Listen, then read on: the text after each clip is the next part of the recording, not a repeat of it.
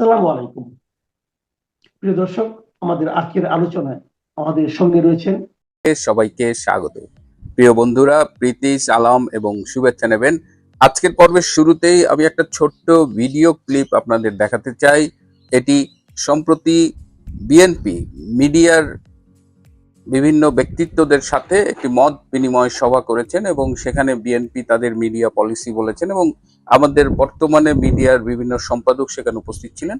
সেখানে ডেইলি স্টারের সম্পাদক মাহফুজ আনাম একটি খুব গুরুত্বপূর্ণ বক্তৃতা দিয়েছেন। আমি সেই বক্তৃতার একদম কয়েক সেকেন্ড আপনাদের একটু শোনাচ্ছি।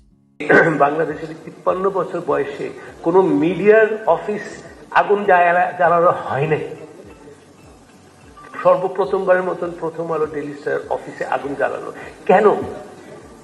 আমরা কি অপরাধ করলাম? তাদের সম্ভব হবে তারা মাহফুজ আনামের পুরো বক্তৃতাটা একটু শোনার চেষ্টা করবেন। অনেক গুরুত্বপূর্ণ কথা তিনি বলেছেন। কিন্তু মাহফুজ ভাই যে এই যে ছোট্ট ক্লিপে সেটি তিনি প্রথমেই বলেছেন যে 53 বছর ইতিহাসে আর কোনো মিডিয়া হাউস পড়েনি। এই ইনফরমেশনটা আমার কাছে মনে হয় সত্যি না, কারণ গত বছর আমরা দেখেছি বিটিভি পুড়েছে, 71 টিভি পুড়েছে, এটিএন টিভি পুড়েছে, নাইমুল ইসলাম খানের আমাদের নতুন সময় ভবন ভেঙে দেওয়া হয়েছে। তো সেগুলো কি মিডিয়া হাউস না? সে ব্যাপারে তো আপনি কথা বলেনি। যখন 32 ভেঙেছে আপনি বলেছেন ছাত্র জনতা ভেঙেছে, আর যখন আপনার ঘরে আগুন লেগেছে তখন আপনার চোখ মুখের দিকে তাকানো যায় না। মানে এই যে প্রথম আলো এবং ডেইলি স্টার যেটা পুড়িয়ে দেওয়া হচ্ছে, গতকাল আমি কোনো পর্ব করতে পারিনি, একটা দূরের জায়গায় এসেছি অন্য শহরে। তো পরশুদিন আমি যে পর্বটা করেছিলাম সেখানে আমি বলেছিলাম ডক্টর ইউনূসের নির্দেশে এই প্রথম আলো এবং ডেইলি স্টার ভাঙা হয়েছে। তো এইখানে এই ছোট্ট ভিডিও ক্লিপে আপনারা দেখলেন মাহফুজ আনাম প্রশ্ন করেছেন যে তাদের কি অপরাধ ছিল যে অপরাধের কারণে প্রথম আলো এবং ডেইলি স্টার ভাঙা হয়েছে। এবং এই প্রশ্নটি অনেকেই আমাকে করেছেন পরশুদিনের আমার ওই পর্বটা দেখার পরে, কারণ সবাই জানেন যে শেখ হাসিনার সরকারের সাথে প্রথম আলো ডেইলি স্টারের সম্পর্ক কি ছিল এবং তারা একদম ডে ওয়ান থেকে শেখ হাসিনার সরকারের বিরোধিতা করে এসেছেন এবং এই শেখ হাসিনার সরকারকে সরিয়ে দেওয়ার ব্যাপারে, এমনকি গত বছরের জুলাই আগস্টের যে জঙ্গি অভ্যুত্থান, এই সব কিছুর পেছনে কিন্তু প্রথম আলো এবং ডেইলি স্টারের মদত ছিল। তারাই এই ইউনূস রেজিমকে ক্ষমতায় বসানোর জন্য নেপথ্যে কাজ করেছে। তারাই ইউনূসকে মহৎ হিসেবে দেশবাসীর কাছে উপস্থাপন করেছে যে একদম নৈতিকতার প্রতি বাংলাদেশে বোধহয় এরকম একজন নেতার দরকার। মানে যত ভাবে, এমনকি ডক্টর ইউনূস যখন কয়েক মাস আগে পদত্যাগের একটা নাটক করেছিলেন তখন এই মাহফুজ আনামি বিশাল কলাম লিখেছিলেন যে ডক্টর ইউনূস আপনি পদত্যাগ করবেন না। তো কি এমন ঘটনা ঘটলো যে এই ডিসেম্বর মাসে একেবারে উল্টে গেল? এবং যে প্রশ্নটি আমারও ছিল আসলে, যে ডক্টর ইউনূসকে এমনভাবে প্রমোট করলো সেই ডক্টর ইউনূস কি করে প্রথম আলো ডেইলি স্টার ভাঙেন? এই প্রশ্নের উত্তরটা খুঁজতে গেলেই কিন্তু অনেক ইন্টারেস্টিং বিষয় পাওয়া যাবে। এবং এই যে ওসমান গনি, যাকে আপনারা উসমান হাদি বলে চেনেন, তার নাম আসলে উসমান গনি, এই উসমান গনিকে যে হত্যা করা হয়েছে এটা একটা সুপরিকল্পিত হত্যাকাণ্ড এবং এই একটা হত্যাকাণ্ডের মধ্য দিয়ে অনেকগুলো পাখি মারা হয়েছে। প্রথমেই আঘাত করা হয়েছিল বিএনপির সিনিয়র নেতা মির্জা আব্বাসকে, বিএনপি সম্পর্কে অনেক আজে বাজে কথা বলা হয়েছে।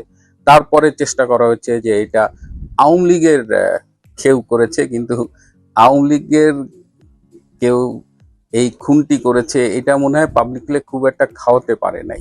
এখন তারা ফয়সাল নামে একজনকে খুনি বলতেছে এবং সেই ফয়সাল কোনো এক সময় ছাত্রলীগ করতো এটা দাবি করছে, কিন্তু সম্প্রতি যা আমরা দেখতে পাচ্ছি তাতে এই ফয়সাল অ্যারেস্ট হয়েছিল। ফয়সাল গত বছর জুলাই আগস্ট থেকে চাঁদাবাজি করছে, এমনকি সে ওসমান গনির সাথে তার প্রচারণায় অংশ নিয়েছিল। সুতরাং এই ফয়সাল তো যদি ছাত্রলীগ করেও থাকে তাহলে সে এই আজকের হাসনাত, সার্জিস বা সাদিক কায়ুম যে ডাকসু বিপি, এরা তো সব একসময় ছাত্রলীগের কাবারে ছিল, হয়তো সেরকম কিছু ছিল। তো সেইটা এখন তাকে ধরতে পারেনি। একদিকে বিজিবি বলছে বর্ডার সিল টাইট, আবার আরেকদিকে একটা ন্যারেটিভ দাঁড় করানো হচ্ছে যে ভারতে পালায় গেছে। তো এরকম নানান ভাবে চেষ্টা করা হচ্ছে, কিন্তু উসমান গনি তো মোটামুটি বাঁচবে না। সে ক্লিনিক্যালি ডেড বা ব্রেন ডেড যাই বলেন, তাকে সেই অবস্থায় সিঙ্গাপুরে পাঠানো হয়েছে এবং সিঙ্গাপুরে তাকে ভর্তি করার চেষ্টা করা হয়েছিল মাউন্ট এলিজাবেথ হসপিটাল, এবং সেখান থেকে দুজন নিউরোসার্জন দেখে বলছে যে ইজ ব্রেন ডেড, আমরা সরি, একে এখানে ভর্তি করা যাবে না। তখন সিঙ্গাপুর জেনারেল হাসপাতালে তাকে ভর্তি করা হয়েছে। তো সেই জায়গা থেকে মোটামুটি সবাই জানতো সিঙ্গাপুরে পাঠানো হয়েছে, কিছু টাইম বাই করা হয়েছে এবং তাকে একটা সুবিধাজনক সময়ে সিঙ্গাপুর থেকে মৃত ডিক্লেয়ার করে আবার ফিরিয়ে আনা হয়েছে। এর মধ্যে কিছু প্ল্যান করা হয়েছিল, যেমন ধরেন ওসমান গনি মারা গেছে, আপনারা দেখেছেন যে সাথে সাথে ঢাকায় একটা রিয়াকশন হচ্ছে, প্রতিক্রিয়া হচ্ছে, সন্ত্রাসী প্রতিক্রিয়া হচ্ছে এবং সবার গায়ে হাদি লেখা টি শার্ট। এই হাদি লেখা টি শার্টটা 2 দিন আগেই কিন্তু বিতরণ করা হয়েছে, সুতরাং আপনারা বুঝতেই পারছেন। এবং হাদির লাশ আনাকে কেন্দ্র করে, হাদির মৃত্যু সংবাদকে কেন্দ্র করে অনেক রকমের ঘটনা ঘটেছে। তার মৃত্যুকে কেন্দ্র করে একেবারে মানে সারা দেশে, স্পেশালি ঢাকায় খুব টার্গেটেড অ্যাটাক করা হয়েছে। আবার সারা দেশ থেকে জামাত শিবিরের সহায়তায় প্রচুর লোক এনে একটা বিশাল জানাজা তারা করেছে। এই ঘটনায় একদম পরিকল্পিতভাবেই লোক পাঠানো হয়েছিল প্রথম আলো এবং ডেইলি স্টারকে পুড়িয়ে দেওয়ার জন্য, ধ্বংস করার জন্য, ভাঙার জন্য। এবং আমি শেষে একটা ক্লিপ দেখাবো। আমাদের আরেকজন সিনিয়র সাংবাদিক নুরুল কবির, তিনি এটি বলেছেন একটা টেলিভিশনের সাথে টক শোতে, তিনি বলেছেন যে সেখানে যারা ছিল সবাই যে টুপি দাড়ি পরা ছিল তাও না, সেখানে অনেক লোকই ছিল যাদের আচরণ সন্দেহজনক ছিল। তো সেই জায়গায় কেন ডক্টর ইউনূস এই তার বন্ধু মাহফুজ আনামের প্রতিষ্ঠান ভাঙচুর করালেন, পুড়িয়ে দিলেন? এটার কারণ হলো সম্প্রতি ডক্টর ইউনূসের বিভিন্ন ব্যর্থতা নিয়ে প্রথম আলো এবং ডেইলি স্টার হাউসে আলোচনা চলছিল এবং তারা মনে করছিল যে ইউনূস রেজিম বা ইউনূস অ্যাডমিনিস্ট্রেশন ঠিকমতো দেশ চালাতে পারছে না। এবং প্রথম আলোতে অনেক সুশীলের মিটিং হয়েছে এবং তারা মিটিং করে ঠিক করেছে যে ইউনূস শুড বি রিপ্লেস, বা দেশের এই অবস্থায় নতুন কোনো একটা আয়োজন করা উচিত, বা নতুন কোনো সরকার বা কোনো কেয়ারটেকার গভর্নমেন্ট, এইসব নিয়ে ডেইলি স্টার এবং প্রথম আলোতে নিয়মিত মিটিং হতো।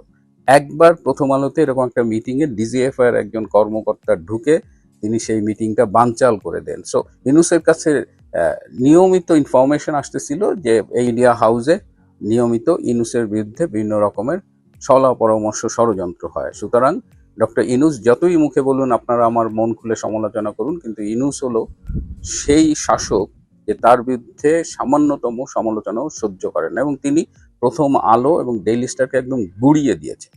গুড়িয়ে দিয়ে তিনি প্রমাণ করেছেন যে তার বিরুদ্ধে গেলে কি পরিণতি হতে পারে। এবং আমরা তো জানি যে ক্ষমতার সাথে মিডিয়ার সম্পর্ক বাংলাদেশে আমরা এর আগে বিএনপির সময়ও দেখেছি, পরবর্তীতেও দেখেছি। ডক্টর ইউনূসও মানে ক্ষমতার বাইরে থাকলে, এই যে বিএনপি যে মিডিয়ার পার্সনদের সাথে মিটিংটা করলেন, সেখানে মাহফুজ আনামই বলেছেন যে বিরোধী দলে থাকতে মিডিয়ার সাথে একরকমের সম্পর্ক, ক্ষমতায় গেলে তখন আর মিডিয়াকে সহ্য করে না। মিডিয়া যখন ক্রিটিক্যালি ক্রিটিসাইজ করে তখন সেটা ক্ষমতাসীন দল নিতে পারে না। এবং ডক্টর ইউনূসের সাথে বিরোধটাও কিন্তু এখানেই। আমি শেষে আপনাদের জাস্ট একটু নুরুল কবির ভাইয়ের সেই যে টক শোটার কথা বলছিলাম, সেখানের শেষ অংশটা আমি আপনাদের শোনাতে চাই। আমরা যখন কথা বলি, আমি চেষ্টা করি যে আমি কোনো দলের প্রতি বায়াস না হয়ে তথ্যভিত্তিক কিছু ইনফরমেশন আপনাদের দিতে, কিন্তু তারপরে অনেকে মনে করেন যে আমি বোধহয় কোনো একটা দলের অনুসারী বা ওই দলের পক্ষে কথা বলছি। হ্যাঁ, তো নুরুল কবির ভাই সিনিয়র সাংবাদিক, তিনি কি বলছেন সেটা একটু দেখেন। কিন্তু এই আমি যে সময় থেকে এই ঘটনার সঙ্গে ইনভলভ হয়েছি, তারপর থেকে এই ছেলে মেয়েদের মুক্তি লাভ পর্যন্ত আমি যা যা দেখেছি, তাতে আমার একটা প্রথম দিকে যে যাদের সঙ্গে মন্ত্রীদের সঙ্গে কথা বলছিলাম, অপরাপর রাষ্ট্রের বিভিন্ন সংশ্লিষ্ট কর্মকর্তাদের সঙ্গে কথা বলছিলাম, তাদের প্রথম কথার সময় যে আন্তরিকতা আছে বলে আমার মনে হচ্ছিল, কিন্তু 2.5 ঘন্টা ওইখানে থাকবার কারণে আমি আপনাকে পরিষ্কার করে বলতে পারি বিবেকসম্মত ভাবে পুরো ঘটনাটা, তারপর সঙ্গে আমার অভিজ্ঞতা এবং এর পূর্ববর্তী সময়ের ঘটনা শুনে সরকারের কোনো না কোনো অংশ কিংবা গোটা সরকার এই ঘটনাটা ঘটতে দিয়েছে। প্রিয় বন্ধুরা, আমার সূত্র আমাকে মোটামুটি নিশ্চিত করেছে, আমিও বিশ্বাস করি যে ডক্টর ইউনূস তার নির্দেশে প্রথম আলো ডেইলি স্টার ভাঙা হয়েছে। এবং প্রথম আলো ডেইলি স্টার ভাঙার প্রধান কারণ হলো যে এই হাউসে ডক্টর ইউনূসের বিভিন্ন ব্যর্থতা নিয়ে আলোচনা হতো এবং ডক্টর ইউনূসের বিকল্প নিয়েও কথাবার্তা হয়েছে। আজ এ পর্যন্তই। ভালো থাকবেন, সুস্থ থাকবেন, তার চেয়েও জরুরি হলো নিরাপদে থাকবেন। সবাইকে অনেক ধন্যবাদ। তো মাহফুজ ভাই যে এই যে ছোট্ট ক্লিপে, সে নিয়ে তিনি প্রথমেই বলেছেন যে 53 বছর ইতিহাসে আর কোনো মিডিয়া হাউস পড়েনি। এই ইনফরমেশনটা আমার কাছে মনে হয় সত্যি না, কারণ গত বছর আমরা দেখেছি বিটিভি পুড়েছে, 71 টিভি পুড়েছে, এটিএন টিভি পুড়েছে, নাইমুল ইসলাম খানের আমাদের নতুন সময় ভবন ভেঙে দেওয়া হয়েছে, তো সেগুলো কি মিডিয়া হাউস না? সে ব্যাপারে তো আপনি কথা বলেনি। যখন 32 ভেঙেছে আপনি বলেছেন ছাত্র জনতা ভেঙেছে, আর যখন আপনার ঘরে আগুন লেগেছে তখন আপনার চোখ মুখের দিকে তাকানো যায় না। এখন আপনি চেষ্টা করছেন যে তারেক রহমানকে আঁকড়ে ধরে যদি উদ্ধার পাওয়া যায়।